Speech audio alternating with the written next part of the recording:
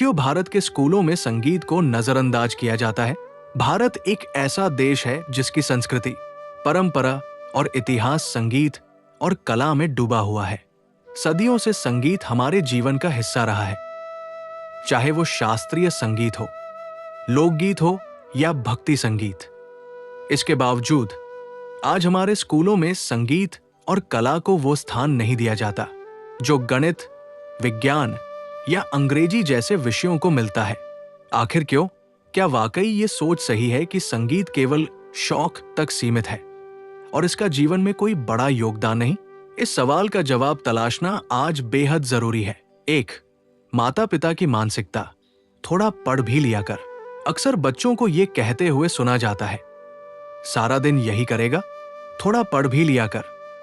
ये सोच माता पिता में बचपन से ही गहराई तक बैठी होती है कि अगर बच्चा पढ़ाई में अच्छा नहीं है तो उसका भविष्य अंधकारमय है।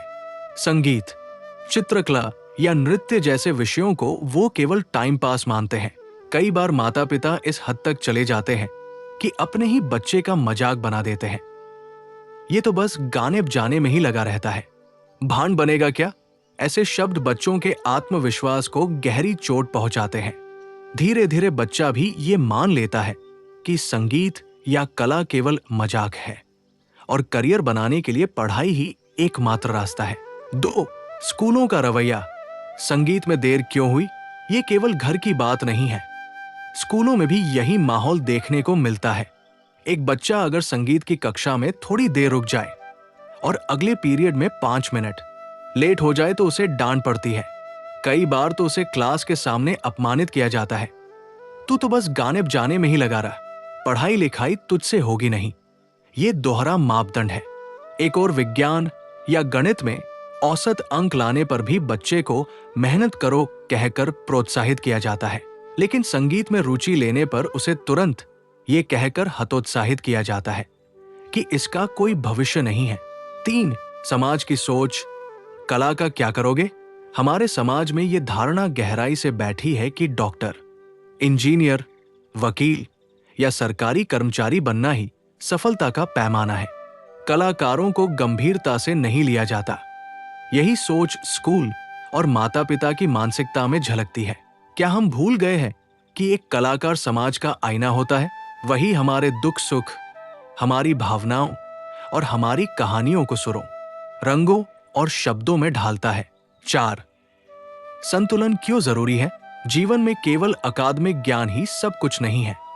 कला और संगीत वो माध्यम है जो बच्चे के भीतर संवेदनशीलता, रचनात्मकता और आत्म अभिव्यक्ति को जन्म देते हैं। एक बच्चा जो संगीत सीखता है उसमें धैर्य, अनुशासन और टीम वर्क जैसी खूबियां विकसित होती है। संगीत और कला मानसिक स्वास्थ्य के लिए भी वरदान है। ये तनाव को कम करते हैं और जीवन में संतुलन बनाए रखते हैं। 5. बदलाव की जरूरत इस बात की है कि हम माता पिता और शिक्षक मिलकर ये समझें कि हर बच्चे का अपना एक हुनर और रुचि होती है।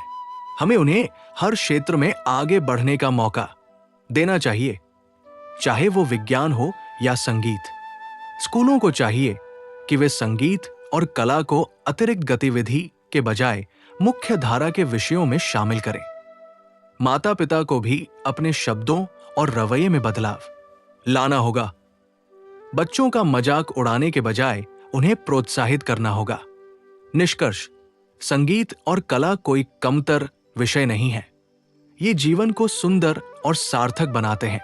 अगर हम चाहते हैं कि हमारे बच्चे एक संतुलित, रचनात्मक और संवेदनशील इंसान बने, तो हमें उन्हें कला और संगीत के लिए भी उतना ही प्रोत्साहित करना होगा जितना हम विज्ञान और गणित के लिए करते हैं। आइए इस सोच को बदलने की शुरुआत हम अपने घर और स्कूल से करें।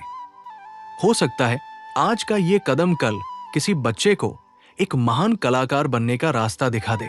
क्या आप चाहेंगे कि मैं इस ब्लॉग का अगला हिस्सा भी लिखूं, जिसमें कला और संगीत से जुड़े करियर विकल्पों पर बात करें, ताकि माता पिता को भी समझ आए कि इसका भविष्य कितना उज्जवल है?